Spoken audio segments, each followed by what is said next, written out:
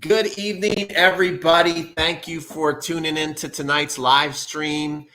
And tonight we're going to help you watch the ball better, improve your timing. And we have Richard Bryce with the Tennis Hacker. And he's going to tell us his story, first of all, how he came up with this very unique concept. He's going to have me doing some crazy things tonight to improve my vision and my timing from what I understand. So Richard, thanks so much for taking the time to come out. And I'm so also very happy and honored that you're going to be part of TennisCon 6 this year. So guys, make sure to tune into that. And Richard, how are you doing tonight? I'm really well, thank you. And thank you for inviting me both to TennisCon and to do this today. I'm looking forward to going through some assessments with you, see what we can find. Very cool. Well, we got some people coming in. I just want to acknowledge Scott Levy. By the way, he loves all tennis instruction. I'm sure he's probably watched you. He's bought almost all my courses. Thank you, Scott. And he's come out and trained with me. So he's a really good guy to know and a great player in his own right. We got Dave Trammell. He's from Colorado. He's also does a lot of my challenges. So it's good to see a lot of familiar faces on there. Lynn Miller. I assume that this hasn't started yet, but yes, it started right now. In fact, I see people rolling in. We've already got 58 people on here, which is really exciting. Randy from 9,000 feet in Colorado. Is this test going to be a little different if you're at 9,000 feet? It might be. We got Tom Nordstrom, another guy who is super obsessed with tennis. It's so good to see everybody. Michael Schumann, this guy. Okay. So Richard, this guy, I met him at a thing called Tennis Fantasies, where you basically play all day. And at lunch, he chose, instead of to eat food, he chose to hit more balls. So just amazing. I'm going to acknowledge more of you guys later, but I want Richard, there's Brandy, who came and did a lesson with me in Atlanta. So it's great to see so many people who actually been online for a long time, and we've also actually met as well. So it's so nice to see you guys. It's such a great community. And Richard, if you could walk us through what your goal is for me tonight, because I want to be seeing everything like the great Roger Federer, who retired today, by the end of the live stream. Well, the plan is to see what we can find in terms of assessments. So it's funny, Peter and I were chatting before we came on, and it sounds like we've got opposite stories. He was really good when he was younger. And if it's okay for me to say, it sounds like in the last couple of years, he's not quite as good as he used to be. Mine was kind of the opposite story. I grew up playing tennis, and I was okay. I was like a low-level county player in England. If you think like state, but smaller than a state, I went into coaching after university. And again, I was okay, but I was basically just a grinder. I worked hard on my fitness. I ran. I got the ball back. I, beat some people because of it, but I never had good enough timing. I was never able to play attacking tennis. So just kind of maxed out the level that I got to. So what I'm going to be showing you today is kind of how I changed it. And the way that I changed it all was a little bit lucky or unlucky, depending which way you look at it. I'd had a lot of concussions playing contact sports growing up. So soccer and rugby and boxing, and I'd been knocked out a few times. And I'd always known when I was playing that I struggled to see the ball. Like there were certain shots that I just really struggled with. I was always finding difficulties on high balls. So I had a good serve. But then after I'd hit my serve, things went fuzzy and I couldn't see the ball very well. And it turns out that a whole bunch of the things that were going on in my game were to do with the concussions that I'd had. So as I started to train and improve, not just my vision, my coordination as well, and we're going to be looking at a couple of different things for Peter. My tennis started to get a whole lot better at the age of 35, and then it's continued to improve since then. And after that happened to me, I started to work with other players, and they saw improvements as well. And that's when I launched my channel a couple of years ago. And now we've been getting the same sort of results online. So that's basically what I'm going to be doing with Peter, taking him through some brain-based assessments. So we're going to look at vision, we're going to look at balance, we're going to look at coordination, because those are the things that kind of really go into your skill and ability level on court. And that's what basically dictates timing. And I think you've probably experienced this, Peter. When it comes to coaching people, timing is one of the hardest things to try and change. Have you found that with the stuff that you've done? Oh, absolutely. Because we get so ingrained in our habits that it's very, very hard to change. So you're 100% right in that, when you're trying to make any kind of change in tennis, it's so painstaking because especially you guys are awesome. The online community is awesome, and they study tennis. They know tennis. It's not like they don't know. And so many people who are on with us tonight are very successful people. They're like much smarter than me.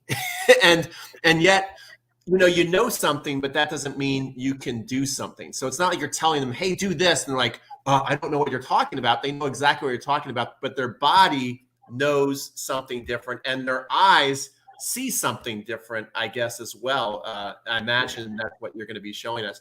I just want to point out before you go into your next point that we now have 119 totally obsessed tennis players on live with us, and I just cannot be more excited. Awesome.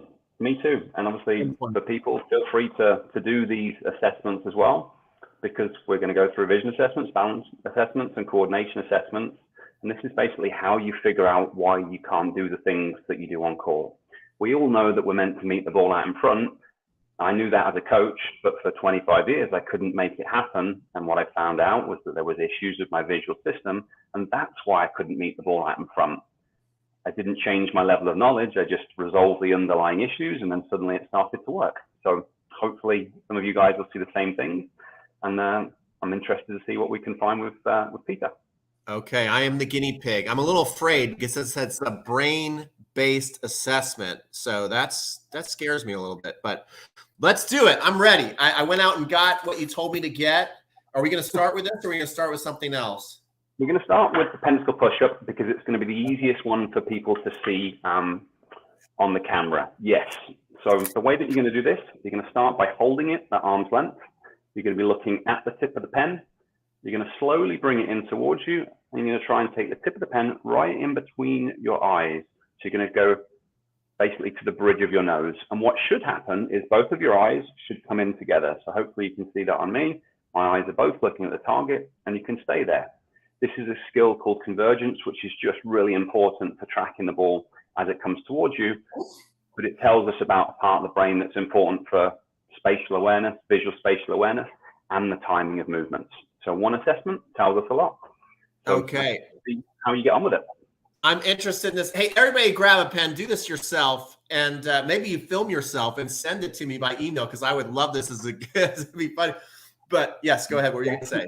No, you're right. You definitely want to record yourself. And I was going to say that because sometimes if people have got suppression, a lot of people think they're doing it well because they can only see one target, but one eye is looking in the wrong direction. Because if your brain isn't able to use both images, it's good to record it. But we're going to test that as well in a moment.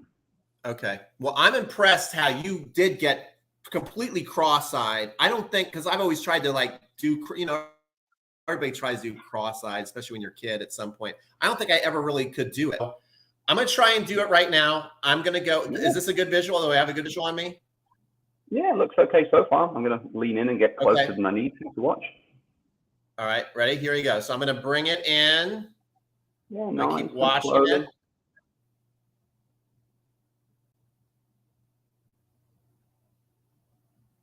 So it's a little bit tricky to see because you're squinting as you go in.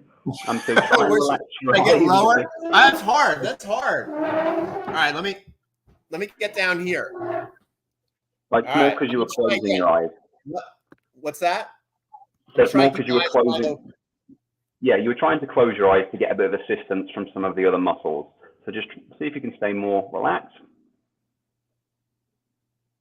So the right eye is going in. So it looks like the left eye is the one that's not converging. So by now it will have doubled because your left eye isn't converging properly. So as you bring it in, you're trying to see the point at which it doubles. So when you got to a certain distance, your right eye was doing what it should be doing. Your left eye didn't come all the way in. So pissed at my left eye right now. Does that mean I'm going to miss shots? Am I going to miss what would I, if my left eye is not, so this eye's not doing its job, what shot am I missing because of that? I'm going to qualify this and say Alcaraz missed some shots in the US Open, so you are probably going to miss some shots, but this could create a lot of problems. So if the left eye isn't coming in properly, in theory, if the ball comes across on a cross-court forehand, that might be more problematic. So things coming across your body that way. But it runs a little bit deeper than that. This part of the brain is just really important for your ability to judge spatial awareness and for the rhythm and timing of your movements.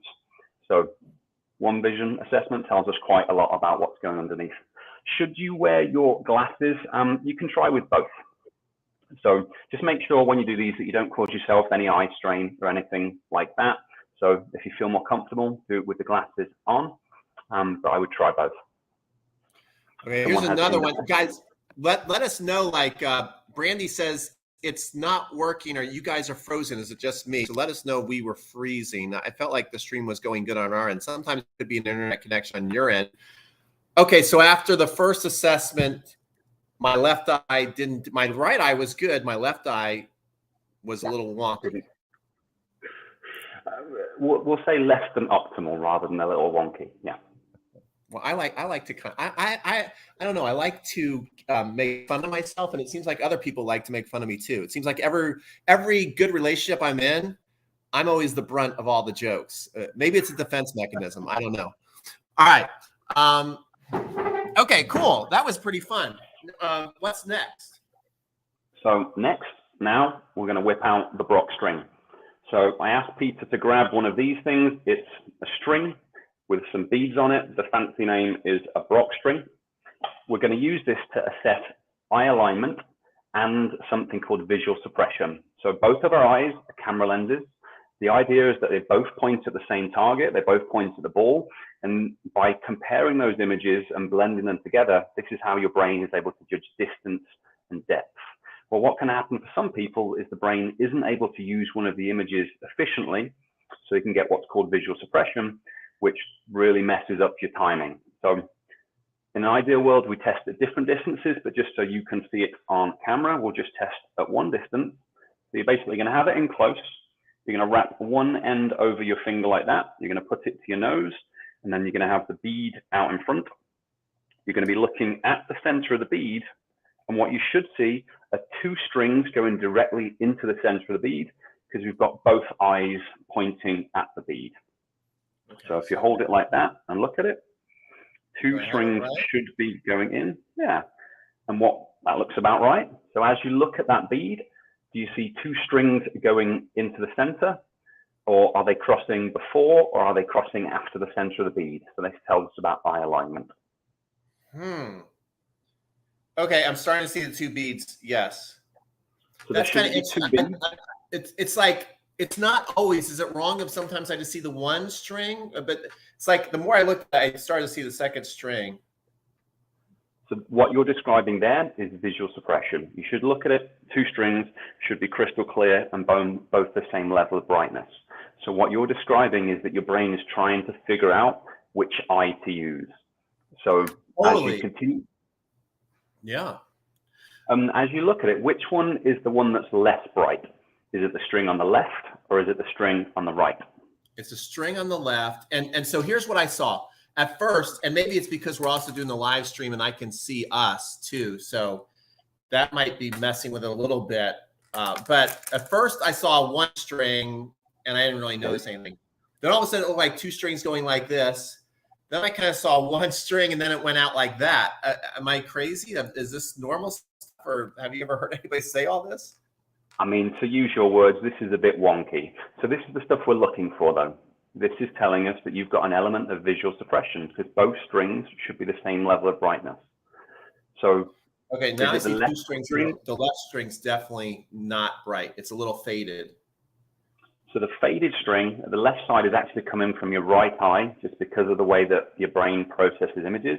So that's your right eye that's a little bit suppressed. Do you know which your dominant eye is? I don't know. So this is a common one that players assess. It's not as important as people think, but if you kind of look towards the camera lens and bring it in, you'll bring it in towards your dominant eye. Or if you look at the camera lens and if I close my left eye, the lens stays the same. If I close my right eye, it shifts over a little bit. So if you do that now, you can assess your eye dominance, because what we don't want is a dominant eye that's suppressed. That doesn't work very well for timing. So Yeah. do that again. Make a small shape like that, and just kind of look at the camera lens through your hands. And if you, okay, so it's your left eye is your dominant eye, so you can see that. Yeah. Okay, yeah, so definitely left eye's left eye. I naturally want to do that. That's interesting. It's your right eye that's suppressed. Your left eye doesn't converge, but your left eye is your dominant eye. So again, that's going to be an interesting thing that's going to create problems with timing and ball tracking. But 2 assessments so far, and we found deficits in both of them. And the way I always try and approach this is that's wonderful, because it gives us room for improvement. And you're already a good player, so it's about, is there a way to make you even better? I'm starting to feel like I suck. That's not what I just said, was it? What's that? No, this is actually quite interesting. Let's see some comments here, and let me know if you guys have any questions, and let me know if you guys have ever done anything like this. I've never done anything like this, and I think it's very interesting. I'm very intrigued to see where we go next. Mine is fine. I guess that was a stream. Are you on about you, or are you on about Peter there with a stupid left eye comment? Probably me. Stupid left eye. Okay, cool. This is pretty cool. We got 152 people on. How long is the string? The string is quite long. I mean, I could try and do another thing on this. They range in length, and we ideally want to test it at different distances. Obviously, one of the most important distances to test is going to be contact point distance, but ideally you would test this at multiple different distances, and you wouldn't have suppression anywhere. This string is longer than me, guys. The string is probably about 6'3", I'd say. Yeah, and if you don't have these, you can just tie a knot in the string, and you can do it that way. I've even got people to use them using iPhone chargers and just holding it and kind of looking at where the charger joins. So you don't need this Brock string to do it. There's lots of ways to do it. It's just easier to see. Okay, here's a question from Tom Nordstrom, Dr. Tom Nordstrom. Explain the third test dominant clearer. Do you understand that question? Yeah, so it's saying that my explanation of eye dominance was a bad explanation, which I agree with. So everyone has a dominant eye. It's actually not quite as big a deal as people make it out to be. Some people think it's really important. It's not that big a deal, but it is useful to know. So the way that we can test it is a couple of ways. So now I've got this hole lined up with the camera lens. I'm now bringing that in, and as I bring it in, my brain is going to bring it to my dominant eye, so you can see my dominant eye is my right eye. So that's the first way to test it. When Peter did that, his dominant eye is the left eye, so he pulled it into his left eye.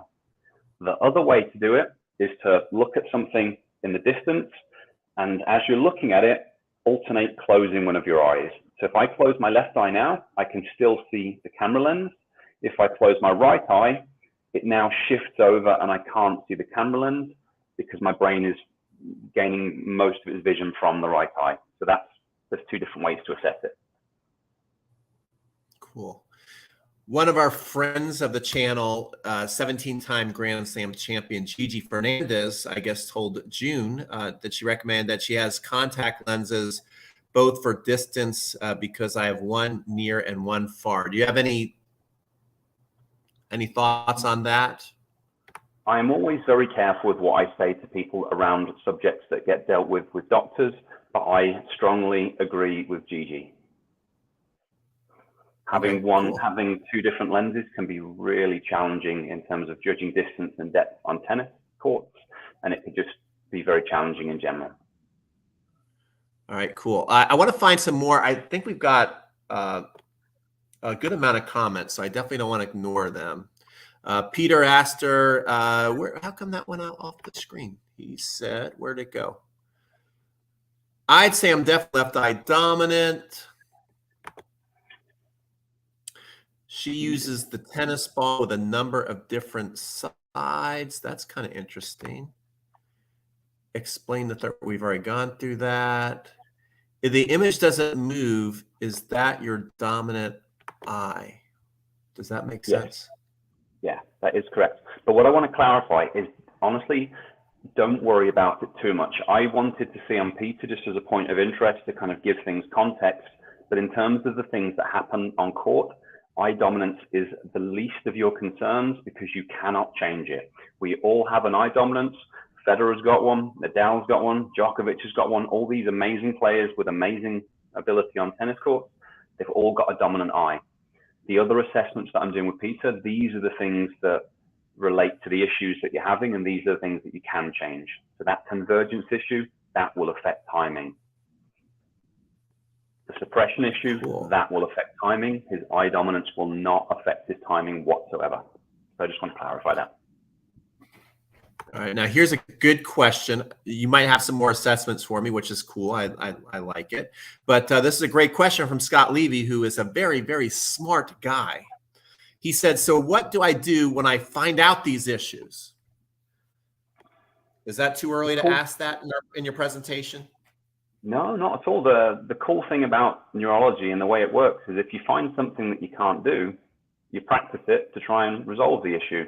So if you can't do a pencil push-up, one of the ways that you can correct this problem is to just keep on practicing your pencil push-up. Sometimes that's going to clear the problem up. Depending on what's going on, you might need to do different things. So a lot of the people I work with, it's really easy to resolve pencil push-up issues because I'd had so many concussions. It was a little bit trickier for me personally. So it's a whole range between just doing it over and over again and other stuff that you need to do more assessments for. And then it's going to be the same for the suppression and the other things. Sometimes just training it and practicing it is the way to switch things on and solve the problem. Other times it's a bit more complicated. So you're saying if I keep doing this on a daily basis where I come into my center like that, that maybe eventually my eyes will go together. Is that honestly, it's starting to look a little bit better already. So I don't imagine it would take too long to resolve with you because sometimes things have just fallen asleep a little bit. Right. Sometimes, again, I'll use me as an example. Sometimes you've had a lot of problems and it can take longer, but sometimes you just might not have used these things properly. Think of it like fitness. If you used to be really fit and you just stopped training for a while, you just do a little bit of work and you regain your fitness. Whereas if you've never had that fitness, you have to work a little bit harder to achieve it. So it's a little bit like that. That makes sense. So how many reps do you recommend? Like, is it a certain amount of reps? Is it a certain amount of time? I definitely feel like it's some work. Like it feels awkward and uncomfortable. And I don't know if hurting in the eyes is a good word, but it definitely feels strained. It's a straining feeling. So what I say to people is don't cause yourself eye strain. It's like any type of training. People have got a different ability to tolerate certain amounts. So always start off small. You know, for some people, 5 repetitions of that is going to be a good workout. For some people, they might need to do 20, 30, 40, or 50. But always start off smaller with vision training and any other type of training. See how you feel, see how you respond, and then build up to there. People can do these and they can feel very tired, or they could feel lightheaded, or they could feel nauseous if there's things going on with the system. So you just start slowly and build up. My eyes won't pop out of my head at any point, will they?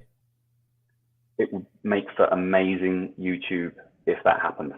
Oh, that's true. A lot of likes. It might be worth it. Okay. Is there another assessment that that you want to do, or is that it for the assessments? Oh no, we'll do some balance assessments, and then we'll do some coordination assessments because all 3 systems work together. Okay, great. So, ready? I think, yeah, we'll do balance first. Okay. So we're going to have to move a little bit for this one. All right. We're going to assess this in 2 ways. The first one, you are just going to stand on one leg with your eyes closed. So we'll test both, because when we take away the eyes, we find out a lot. So I can't quite go back far enough for you to see my head, but I would raise my leg and then just close my eyes. And then we're just going to see what your balance is like. So we can't see your feet either. So we're going to have to trust that you're not cheating.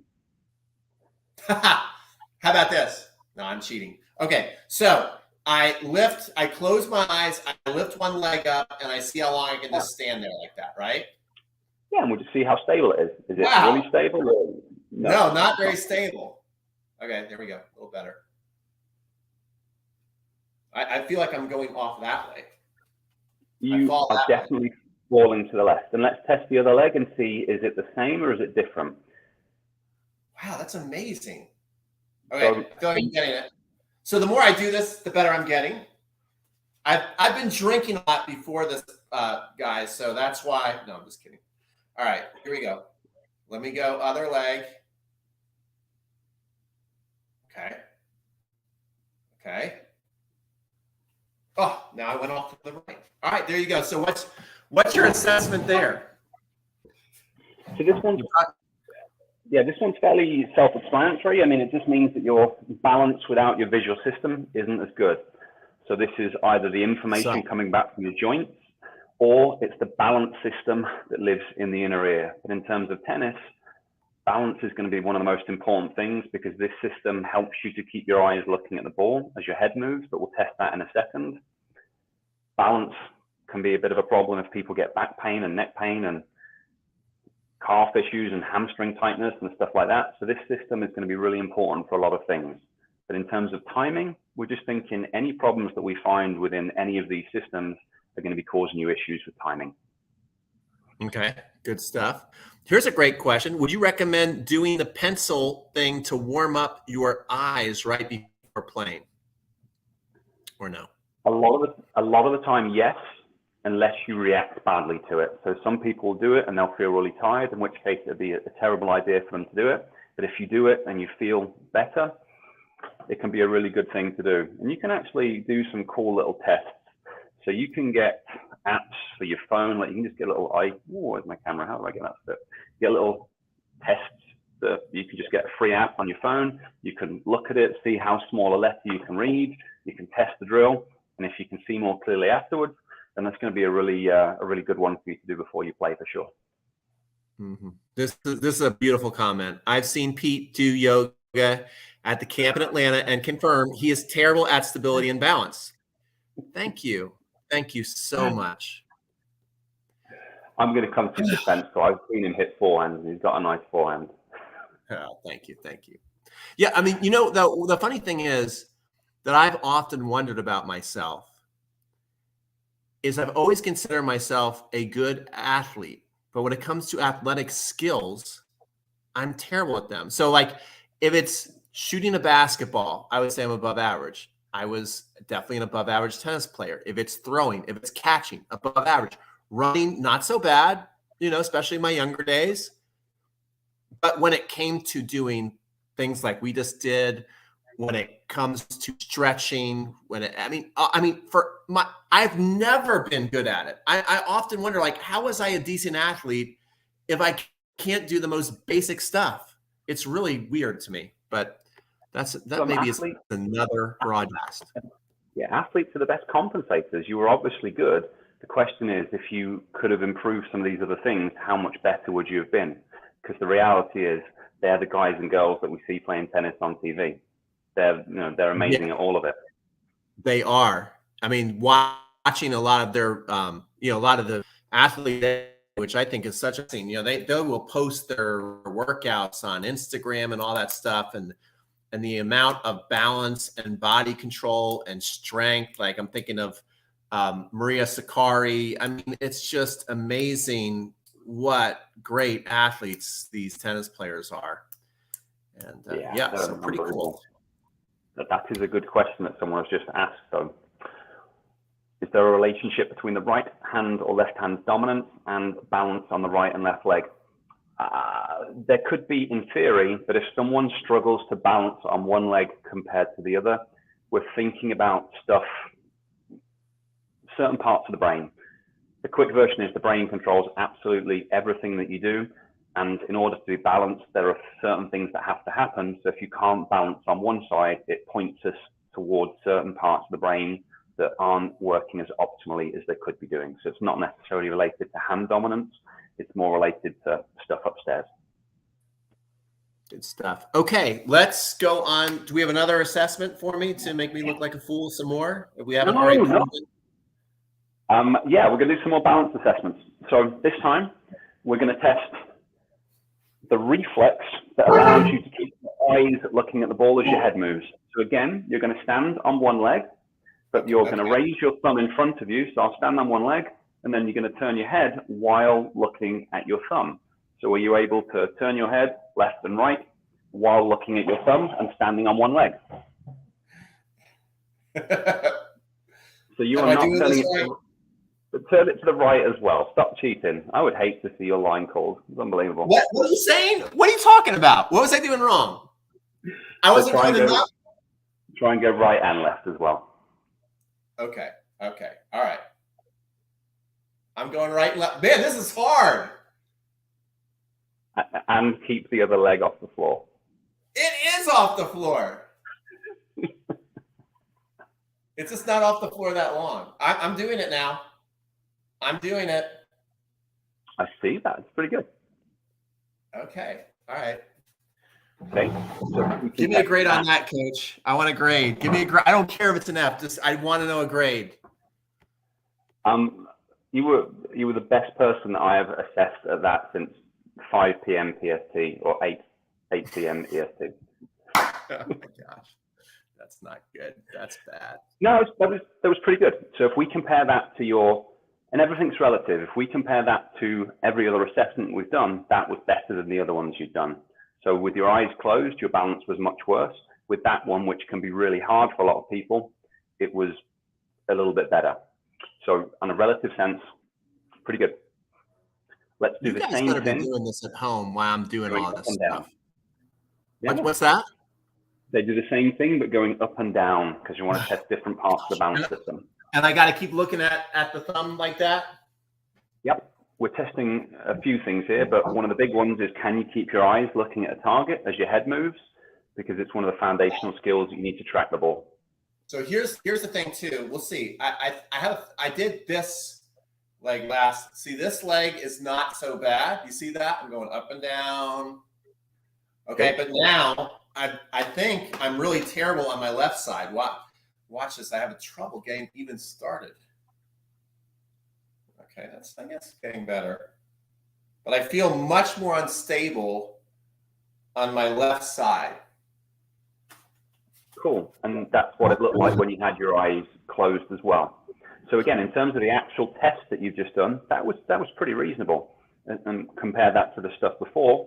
So now we start to narrow things down. So when the eyes are open, things can work pretty well. But when we're just relying on the balance system and the body information coming back from your body, things aren't quite as efficient. So we're maybe for you thinking proprioception or the information coming back from the different joints and different tissues in the body. That's how we can start to figure out what you actually need to work on to kind of improve things. Well, I figured out one thing. I'm not going to go play tennis with my eyes closed. I wouldn't be good at it. It's a good plan. Okay, so you kind of talked over my head a little bit there. So what's your assessment of me? You just said something important. I need that repeated. So everything points to something, and we're kind of trying to create an idea of what things are really holding you back. So if we look at your single leg balance, it wasn't very good at all. It was really bad. For a tennis player of your level, you should be able to balance better than that.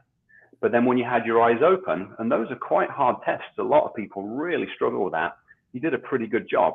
So what that's telling us is that your brain is really using the information from your eyes a lot to assist with your balance. It's probably not quite as effective at using the balance system in your inner ear.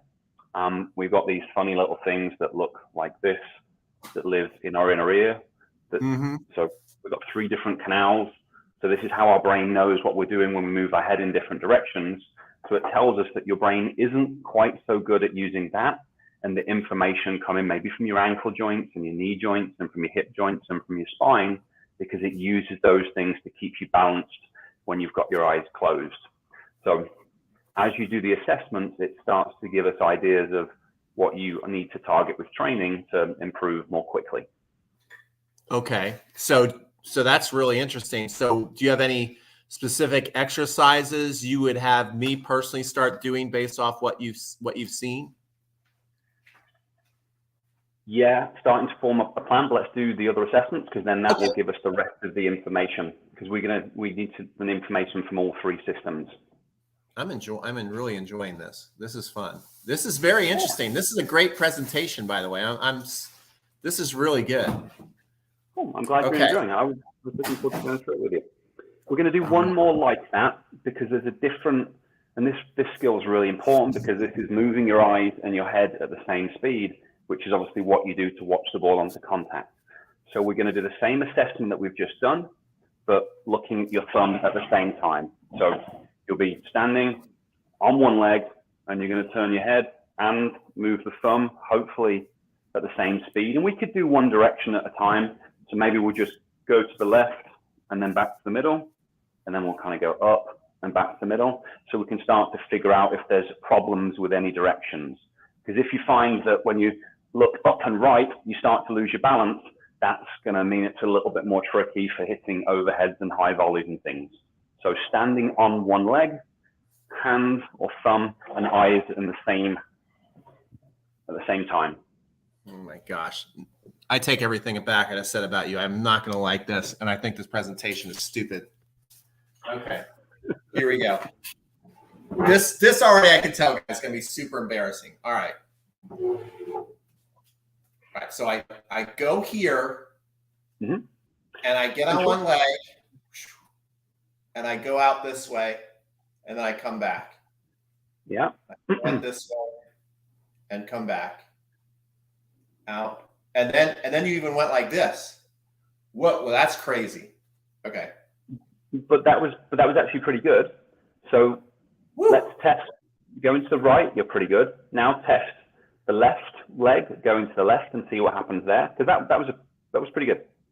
Okay. So left leg. And are you feeling okay when you do this, or are you feeling dizzy? I feel fine. Ooh.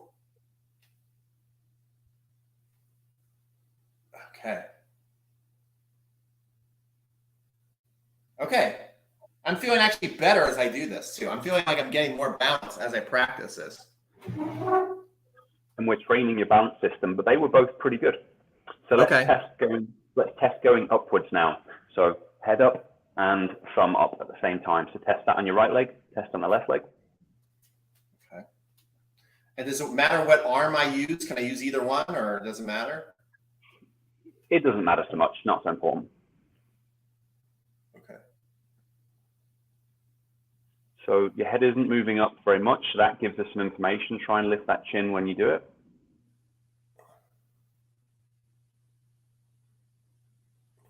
Okay. What do you think? Not too bad? Yeah, I mean, not as good as going to the side, but compared to the eyes closed, that's pretty darn good. And then the other side.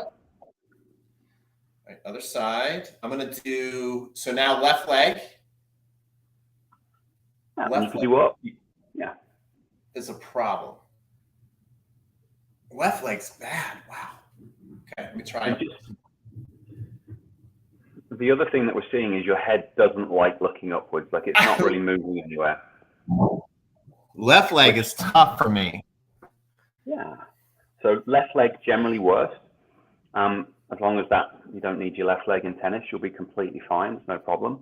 And also looking up. As long as you don't need to load off your left leg for forehands and serves, you'll be completely fine. Gosh. Hey, Dr. Tom, I want a surgery and I want a new left leg. My left leg is worthless. No, you do not. You want to train these systems. But what I want you to do now is I want you to just test your balance with your eyes closed, because we've just done some training. So let's see whether it improved or not. Okay. All right. All right. Let's do this. So you said you want me to do what? I just want you to test your balance with your eyes closed again on your left leg, just to see whether it's improved, because we've just done a little bit of training. So it might have got better, it might be the same, or if we stretched your body out, it might have got a little bit worse. Oh my gosh, my left leg is terrible. Let me try it again. Give me 3 tries. I want 3 tries. That's try number 1. That was pretty bad. Okay. Come on, left leg. You can do this. Okay. A little better. Man. All right. That's 2 tries. Left leg still pathetic. I'm getting like now. I'm getting like match nerves. I'm starting to like choke. I don't trust my left leg. I'd love to hear your self-talk on the court.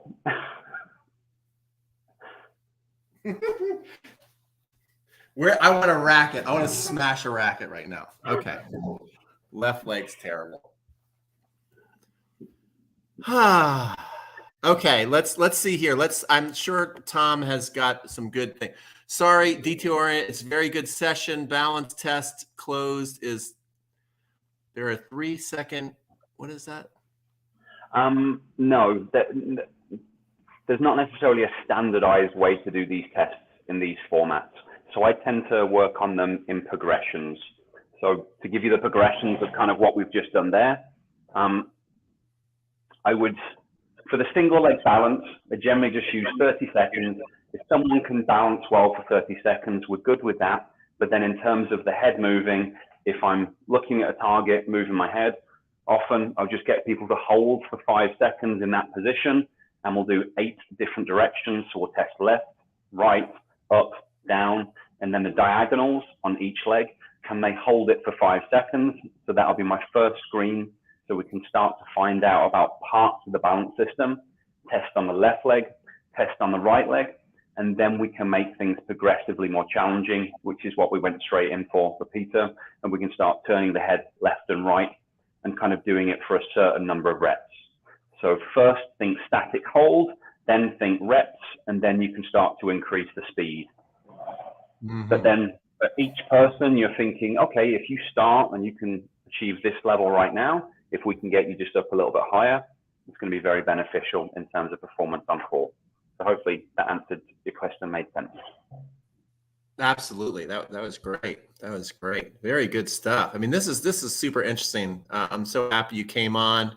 Do we have any more humiliating tasks for me tonight? Of course we do. We're going to start to look at coordination now. So we'll do 5 or 6. We'll see how we get through. This is one of my favorite tests. So we're going to be testing something called hand wraps. In the neuro world, this is a test for the part of the brain that coordinates movement. But in tennis, your ability to pronate and supinate at speed with accuracy is obviously a really big deal. So the test will look like this. You're going to be hitting the palm of your hand with the front and back of your hand. And you're basically going to do that as quickly as you can. And we're looking for the accuracy, the rhythm, and the speed of your movements. So both elbows are going to be tucked into your side. So if you start doing this and having a chicken wing, that's classed as cheating. Obviously, if you're hitting the side of the hand, that's kind of what we're looking for. What you're not allowed to do is to flip back and forward like that. You should hear the slapping sound. So this is cheating. Bending your hand, that's cheating. That is what we're after. So we're going to compare right and left. And even as a left-hander, your right-handed coordination is really important for timing because we need balance between the two. I don't know, Richard. I think you got this one in a drinking game someday. I don't know about that. This is exactly the stuff that they test when you've been drunk driving. They're testing this part of the brain. Okay, so am I set up correctly? Yeah. And I want to go like this and like that. Yeah. Right? So as fast as I can. This is so bad. I'm so bad. Okay. How am I good at anything? And then let's test the other side. I got. Huh? Okay. Let's do the other side and we'll compare it. Okay. Okay. So this is my left hand. This is the hand I play with, and I would say that's pretty slow. From what you were doing, you were going really fast. And it was inaccurate. Oh dear. Oh dear. Oh my God. I'm terrible at this. Anyway, go ahead. That I failed. I can already tell. I know I wasn't doing it right. So I'm going to throw this one over to a tennis coach. If you can't pronate and supinate accurately with good rhythm and speed, could that affect any of your shots? Absolutely. I don't even know how I play anything in life. Well, the thing is, you obviously play well. How much better could you play if you worked on these things? I don't know. I got to show off right now. You keep talking, everybody. I got to do something here to redeem myself. Does anyone have any questions as Peter redeems himself? Let's see. I need tennis balls. I can juggle. I'm like great at juggling. How can I not turn my hand over and over? Well, there you go. But then your elbow is moving. But I promise you I'm a good juggler. Does that count for anything?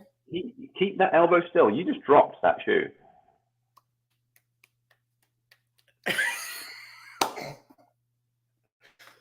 Okay, what's next? What does that prove?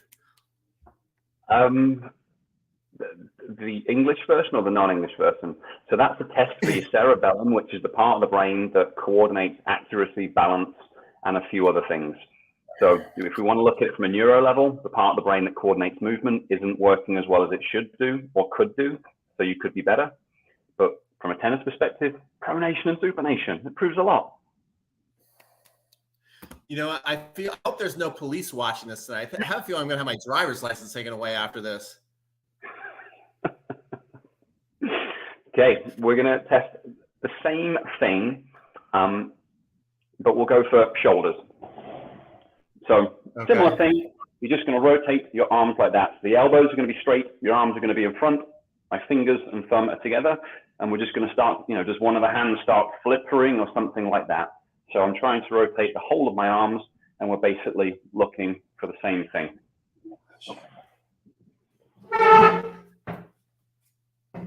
I hope you guys are enjoying this presentation because Richard's never coming on live again with us ever. All right, right? So I'm going like this and like this, right? Yeah. Okay. That doesn't seem too. Am I doing it right or no? Yeah, you are. And just see if you can speed it up. And the people at home will probably be able to see what I just described in terms of flippering. So those aren't nice clean rotations. They're, especially that left hand is flippering a lot. So again, just a coordination assessment. We want side to side balance and we want overall coordination. So it tells us a very similar thing to your hands, but it's just a slightly different part of the brain. Whew. Okay. You got a couple more in you? I reckon we can manage with 2 more.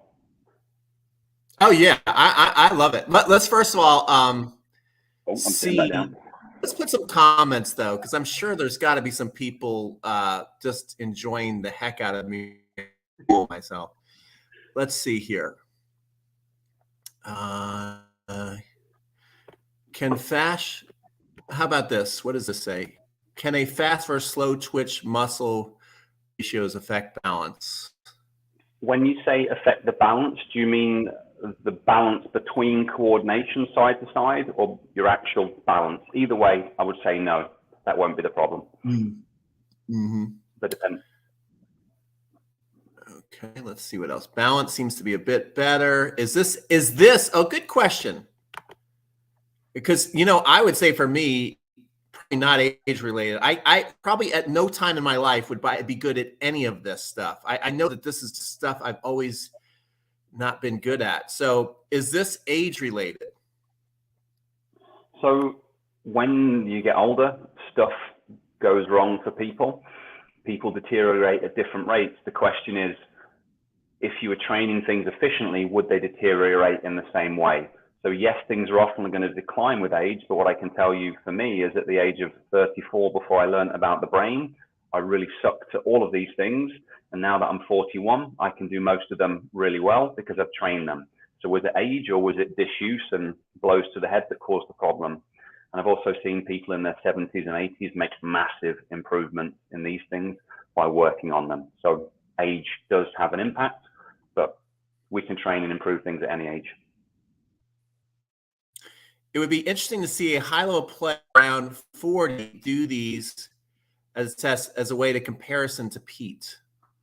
Yeah, it would be interesting, wouldn't it?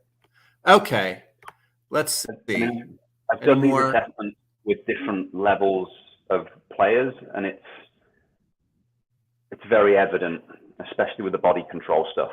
And it works the same with juniors as well. If you take a junior performance group, generally the better player is going to have the better visual tests, better coordination tests, and it tends to be the way it works. Obviously, there's going to be some anomalies, but these are surprisingly correlative. Mm-hmm. I like this one. I have to say I needed some laughter today, and this video is exactly what I needed. Perfect. That was the plan. If you guys have not liked this video yet, you better like it right now, because this is the most foolish I've ever looked in public in a long time. Okay. All right. Let's go. Keep it going. What do we got next? Oh, hip wraps. So we're going to do the equivalent, and this one I want you to hold on for. I don't want it to be about balance this time. I'm actually going to have to move my camera down a little bit. And you're going to be basically just rotating your leg like so. So I'm trying to twist the whole knee. The pelvis is going to stay still, so we shouldn't see the spine moving. We shouldn't see this happening. We just want straight internal and external rotation. We also shouldn't see this happening. So this is the equivalent of what we've done for the hip.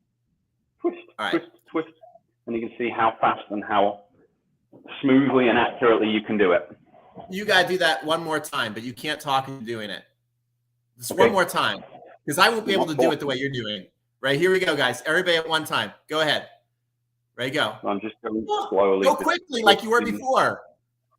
All the single ladies. All the single ladies. All the single ladies. All right. I just had to do that. I'm not going to be able to do that. I can already tell you right now. I will not be able to do this. I like that confidence. I hope you approach your tennis matches that way. I am going to double. I'm going to double fault. I'm definitely going to double fault right now. So see, that's the thing. If it's shooting a basketball or playing tennis, I don't feel that way. But doing stuff like this, oh my gosh, and I feel so tight. And your whole arm is moving as well, and the pelvis.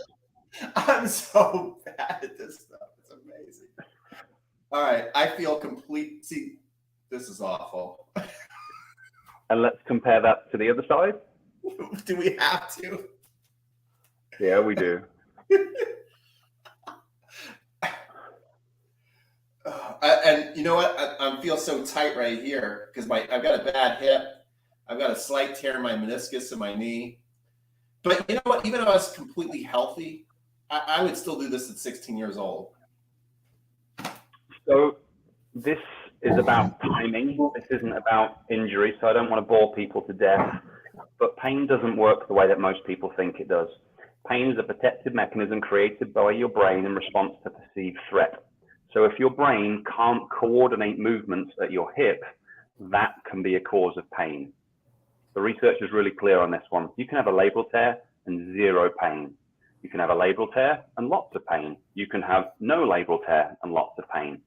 So I would imagine if you were to do a little bit of work on these coordination areas, the hip pain might start to vanish as well. Okay. All right. Goran liked it and he's laughing his head off. I've done Pilates classes, I've done yoga classes, and I've been told in no uncertain terms, very nicely, sometimes not very nicely, that I am often the worst student they've ever seen. So I think Richard is too nice to say it, but I have a feeling that this is also, I've got to be in the top 5 worst, right? Would you say so? It's okay. You can tell me. I look at everything as room for improvement. So you're seeing me demonstrate these for really like 2 seconds. I don't demonstrate properly. No, I used to be really bad at all this stuff, and it improved. So there are things that you do well. There are things that you don't do so well. They're all room for improvement. That was very nice of you, Richard. Okay, is there anything else? But isn't it better than if you were perfect at all of these? That would be it. You'd never be able to get any better at tennis. Whereas now you've got so much stuff you can improve on. That's awesome. Probably got like everybody unsubscribing from my channel tonight. They're probably like, "Oh my God, this guy sucks." I'm gonna finish this live stream and have like 2 subscribers left. That was my main aim. I want to sabotage all my competition. That's what it's about. I think we'll do an assessment for. Go on. We'll do foot tapping. We'll just do 2 more assessments. We've done the hands and the shoulders, so we need to do the feet as well as the hips. So for this one, you're literally just going to take your foot out in front and you're just going to tap as quickly as you can. Okay. So that's all you're trying to do is just tap as quickly as you can. And again, we're looking for the accuracy and we're looking for the rhythm of these movements. The rhythm of the movements? That right there is an oxymoron. Okay. Okay. I just want to put this up. Gloria, thank you, Gloria. I just had to log into YouTube and tell you how much I'm interesting and you're a good sport. Okay. Okay. All right. So. He is a good sport. He's very brave doing these on camera. Can you see my feet? Yes. Okay. Actually, I can't see the foot that you're tapping. If you turn to the side, I'll be able to see it. It's going at a lightning pace. That's all you need to know. With perfect accuracy? Yeah, perfect accuracy. All right. Can you see? Can everybody see my feet, guys? Can you see them? If you move back about a foot, we'll see it. Move back a little bit more, and we'll see it. Can you see we now? Can now. Yeah. Yeah. Okay. Check out the feet.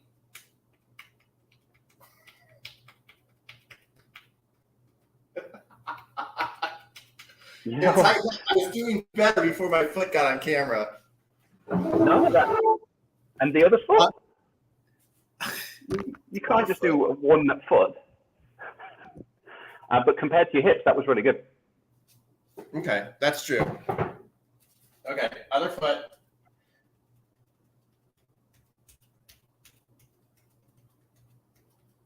How's that? That's not too bad. Yeah. Again, I mean, we're making, also we're kind of looking at things and going, oh, wait, okay, what's fast feet?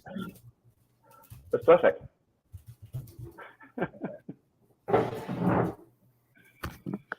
Okay.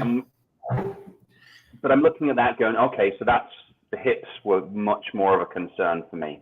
So both in terms of performance and with the hip pain, the coordination there is going to be a big deal.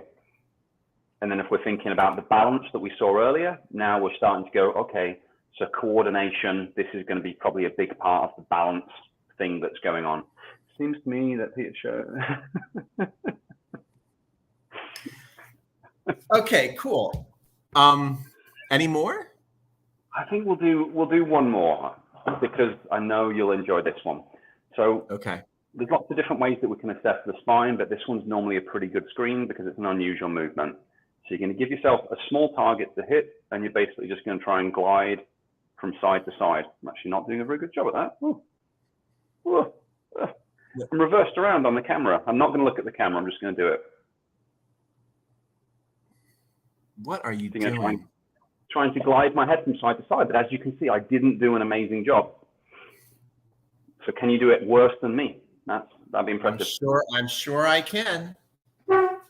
Can I sit down and do this, or do I need to be standing up? You can do either. All right, so you going like this.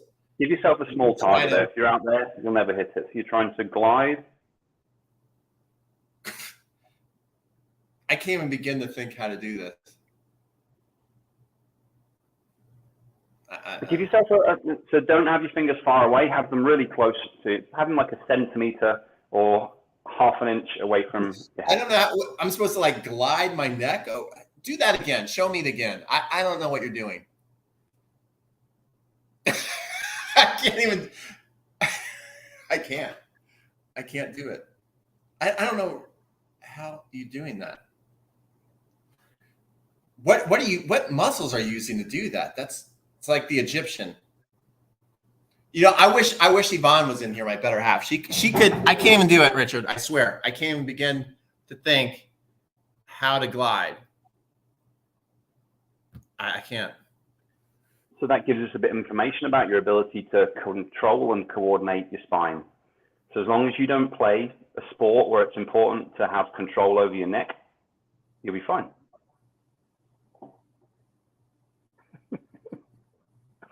But again, we're going to look at that and go, that's fantastic. You're already a really good tennis player and you can't control your neck. What happens to your consistency and your ability to track the ball and your ability to time the ball if we improve that coordination? I don't know, a lot, I guess. This is amazing. Oh, this has been a real confidence booster. Look at Brandy. And again, I'm going to say there's two ways we can look at this. We can say, oh no, you suck. Or we can go, this is fantastic. Look how much room we've got to improve. Scott Levy, I guess, is trying this too. And he says the neck move is impossible. Like, I can't even, is anybody else with me on this where you cannot even begin? I want to see if Yvonne can do this. Will you hold on for 1 second? She probably won't come on camera, but I want to see if she can do this. Because I bet you she probably would do all these things amazingly well. Especially if she's been a dancer in her life. It's horrifying how well they do. She's going to say no, but I just want to see if she'll do it. Does anyone have any questions while Peter's gone or additional mean things to say about him?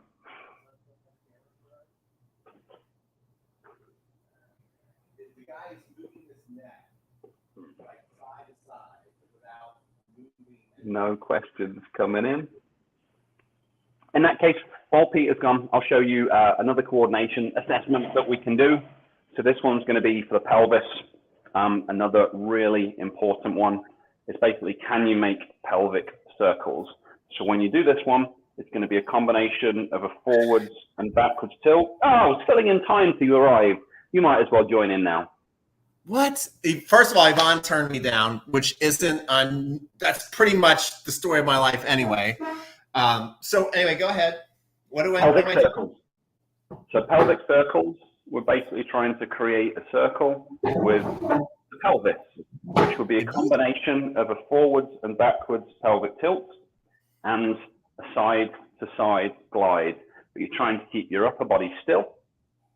You're just trying to create circular movements at the pelvis because, again, obviously along with your hips, your pelvis is going to be a pretty focal point for timing.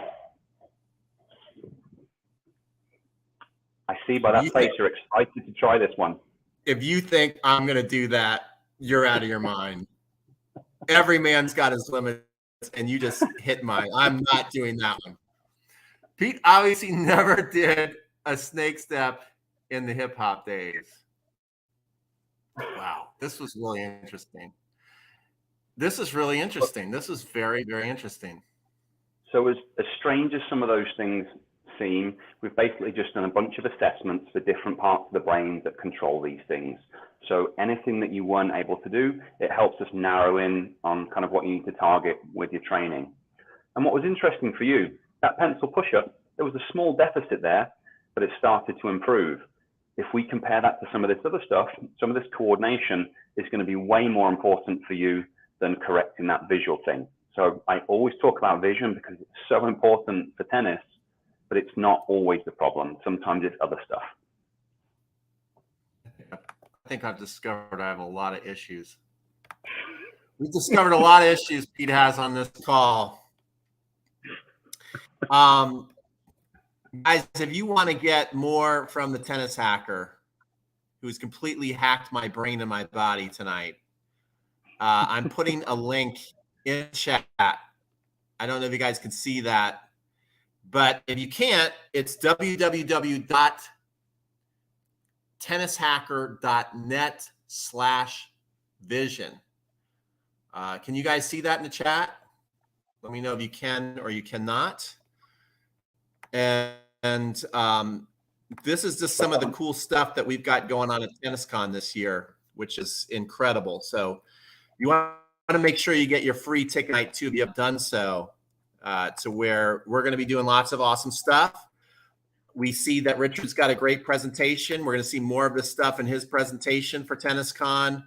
I'm going to take a private lesson with Dr. Mark Kovacs on which I can actually hit a good serve. So that's not going to be completely embarrassing, but probably some of the physical limitations he's going to discover when he watches me serve. He's probably going to wonder how the hell I can even hit a serve. So I'm sure that's going to be another fun one for you guys to watch. And Gigi Fernandez is going to be part of Tennis Con 6. Mark Woodford, 17-time Grand Slam champion.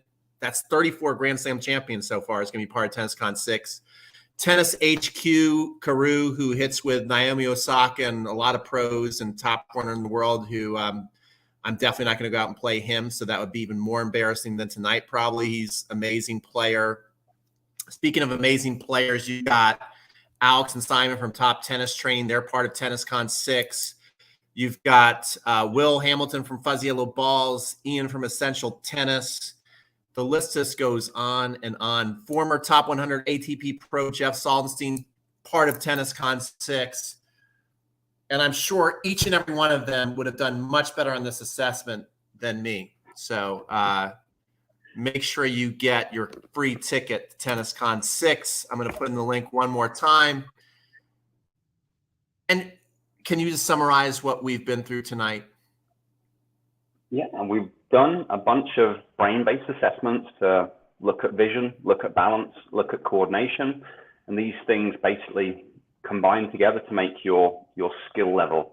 So what we found is there was some things that could be improved on, which is good. There really is two ways to look at it. We can look at it as a bad thing, or we can look and go, Peter's obviously a very good player already. How much better can he be if he works on it? So then if you start to think about someone like me who wasn't as good as Peter was, it allows someone in that position to improve a lot as well. So go through the assessments, see what you find, and if you find some deficits, it's an exciting thing for your game. I can definitely look at it one way. Good. There's nothing positive about what I did tonight. Nothing.